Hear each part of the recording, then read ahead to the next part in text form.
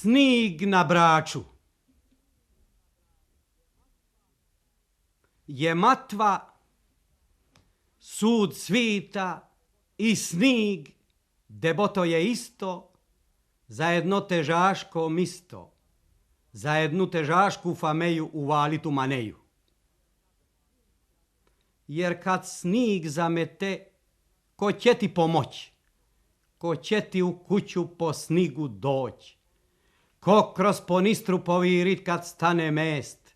Ko starce umirit kad se počmedu trest i govorit kako je nikada? 3 dana i 3 noći snig pada i zame sve do u more, na dan gospe Kandalore, kad se stara u mendula slomila i more smrzlo u vali, kad su pusti tovari krepali i zdrava Marija 3 dana ni zvonila. Slobodi Bože i blažena Gospe, da se toliki snig prospe na ovo jadno misto, to bi bilo isto ka svita smak. I zato se svak žešće nego u Jematvi na posal veliki daje, bavule raspakaje, posteja armaje, sukance, kapote, jakete vadi iz naftaline, ženske se zamotaju u šjaline, idica sličidu na pakete. Snig pada, na pjaci pas zavije, niko se u kući ne umije, samo se oganj loži i išću debele bije. Snig, snig, i onda strah, veliki strah.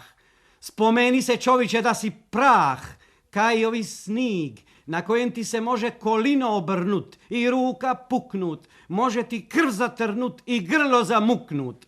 Možeš betežan za sve vike postat i bez tovara u minut ostat. Vuci se iz Like čuju, macići oko sela putuju, u kozlaci balote misidu, vrazi u musurima visidu. Težak ti je ovi svit, na kojemu snig ostavlja bi lig, bešti čejadinu, ditetu i u ogradi štjetu.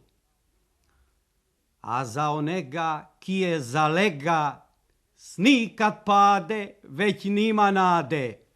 Jer onega ki je zalega, snig na Braču odnese ga, pa se čuje kraj kasila, čas se može, viša sila.